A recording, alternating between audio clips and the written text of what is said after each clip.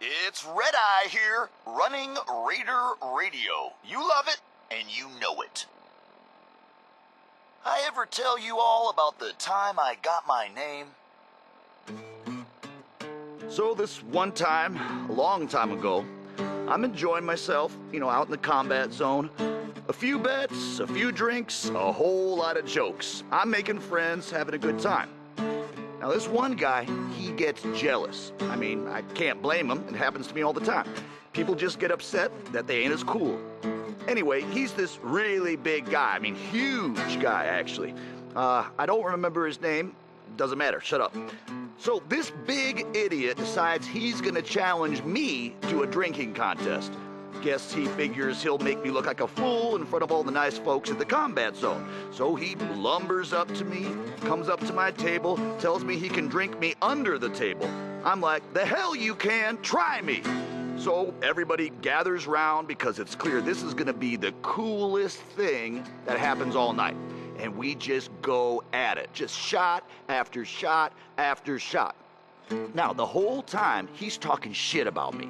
Telling me I'm gonna lose, telling me that I'm a piece of shit, all this stuff, and I'm just laughing. I'm taking my shots. Now, I'm so drunk, and so drunk that it's crazy. Later on, people were like, man, you were so amazing. I didn't even know how you could still be standing. I've never seen anyone drink that much. And after a while, I see that big guy starting to get wobbly, right? Like he's not gonna last much longer. But I take a minute to make sure that I'm not so drunk that I'm just seeing shit. But I'm right, it's him. He is wobbly. So, I push through it, man. I knuckle down and I keep taking shots.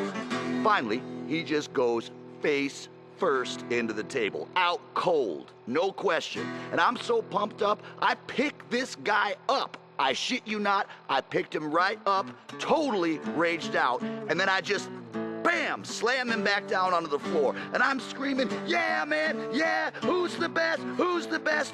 And this one guy, he comes over, he looks at me and he's like, oh man, you blew all the blood vessels in your eye, man. That's totally messed up. That's so cool. And then everyone cheers even more, and I was so pumped up, I didn't even feel it. And everyone's all like, yeah, let's hear it for Redeye. Oh, it was pretty great. You should have been there. You're all a bunch of psychopaths, and I love you for it. This is Raider Radio, and it's for you. So, I was thinking about the time I came to Nuka-World. I ever tell you deadbeats that story? Doesn't matter. I feel like telling it now. Shut up. So, like a year ago, I'm running with this gang. Pretty good deal. I probably could have been in charge, but whatever. I don't need that kind of hassle, right? I'm totally capable of running my own gang. Probably the best friggin' gang you've ever seen. But anyway, I hear this dude, Coulter, is putting together a huge-ass team of raiders to take over Nuka-World. And I hear this, and I just gotta go check it out. See if it's the real deal. Now, the guys I'm running with, they're all upset that I'm leaving. They're so upset they just keep saying, oh, come on, man, you have to stay. You're the best out of all of us. We're screwed without you. But I'm like, no, man, I ain't gonna let you guys hold me back. So I go out on my own, I travel through some crazy shit you wouldn't believe even if I told you about it, and I wind up here. Now I find out who Coulter is, and I just march right up to his face and say, well, here I am, now what? And you could see right away that he was impressed. He looks at me and he says, man, you look like hell. How long has it been since you slept? And I say, well, I don't know, man, doesn't matter. I can sleep when I'm dead. And you could see on his face that he was totally impressed, just like he knew I was the real deal. So first he says, man, I am impressed. You're the real deal, Redeye. I'm gonna call you that because your eyes are bloodshot as hell and it looks really cool. He says, you're gonna be my right-hand man because I can tell just by looking at you that I can count on you. But then, he stops. And he sees the guitar I'm carrying, and he says, oh, no shit, you can play? And I look at him and I say, I don't know, man, can I?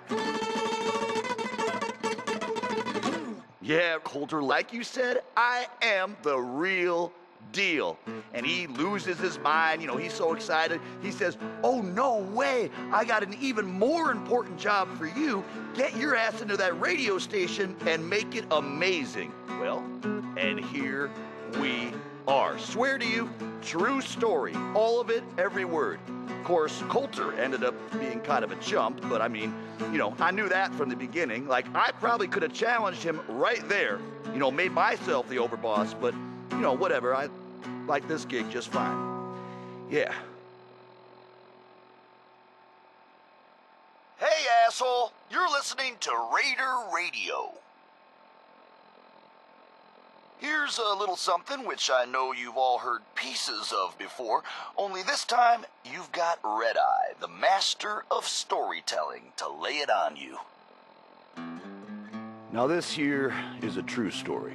And I know it's a true story because I heard like 10 different versions from 10 different guys, all of them swearing it's true. And when you get a story like that, well, you just know there's gotta be some truth to it. Well, the way this story starts is a mystery. Nobody knows where the legendary raider named Atlas came from. Some say he was in the Great War, got hit right smack in the face with one of them big nukes, shrugged it off, and kept on going. Some say he just appeared out of thin air, like the wastes themselves conjuring him up.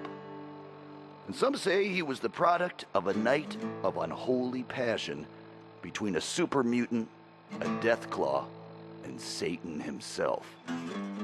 Now, most of you all know the later stories, how Atlas single-handedly took down that band of super mutants south of Boston. I heard he bit the head off the leader's dog. The head clean off. Or that time he took a group of 5 men, only 5, downtown straight into a rival gang's territory and walked out with their leader's son just because the kid said some mean things about Atlas's mother. But the biggest story was that spot way north of Boston. What the hell was the name of it again? Doesn't matter, I guess because it ain't there no more. Andover. I think that was it. Somewhere up there. Anyway, this little shithole of a town was home to the Junkers, a gang that by most rights never should have lasted more than, like, a week. I don't know how they made it, but they survived. They got by, and somehow they got noticed. In particular, Atlas noticed the gang leader's woman, a blonde number named Hope. Atlas, they say, was smitten, in love from the moment he laid eyes on her. Hope, though, well, she didn't feel the same.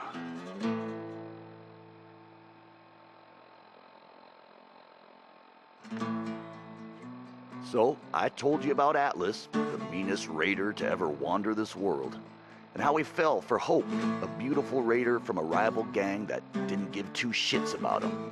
Now, like I said, Atlas, he was used to getting his way, so he gathered up a big old army of raiders, marched right up to the town where Hope's gang, the Junkers, was all holed up, and demanded she come out and talk to him. Hope, headstrong as she was, very politely yelled over the wall and told Atlas exactly where he could shove his intentions. I hear she launched that golden Brahmin right back over the wall at him too. Atlas, as you might imagine, didn't take too kindly to being disrespected, but in his own special crazy-ass way, he found himself wanting Hope even more. He was in a bind now, you see. He couldn't let her insults stand, but he wasn't ready to just up and storm the town and risk killing Hope in the process. In my opinion, folks, ain't no relationship worth this kind of trouble. I'm just being honest with you. Anyway, so Atlas calls out a few of his lieutenants, talks to them all quiet for a few minutes. Then these poor saps march right out in front of the wall surrounding the town, and I swear to you, they set themselves on fire right then and there. Over the screaming, Atlas yells that if he can convince these good men to set fire to themselves, imagine what he can convince the other couple hundred men to do to their town. Personally, I'd find that a pretty convincing argument. But Hope, she ain't backing down. She yells that Atlas can set himself on fire. That'd get him about as far as anything. Now I tell you, when Atlas hears this, he gets angry beyond all reason, and he slams those giant fists down on the ground. As the story goes, windows shattered in Diamond City, and a whole section of Lexington comes crashing down just from the shock of it. Hope and her gang wake up the next morning and find their town's the only thing still standing as far as the eye can see. Atlas says it's the last threat he's gonna make before he storms their gates, and honestly, between us, this whole thing has already gone way off the rails. Now Hope, she's a good woman, a raider through and through, but she takes care of her own. She knows there ain't no way her little gang can stand up to Atlas and his army. And so she knows what she's gotta do. The white flag goes up, and Hope herself walks right out the front gate. Says if Atlas gives his word that her gang is safe, she'll go free. Only, he's got a shake on it. Atlas, proud man that he is, takes her up on that offer. And it's not until he's shaking her hand that he hears the beeping. Clever woman that she was, Hope went and strapped herself up with more than a couple of mini nukes. She knew what she was about. Now, I am told that on that day, the sun might as well not even have come up, for all the good it did next to the brightness of that explosion. Men hundreds of miles away went blind. Birds dropped out of the sky for days after. And for as big and as tough as he was, they ain't never found all of Atlas. Like I said at the top, true story, all of it. Is there a moral in all of this? Hell if I know.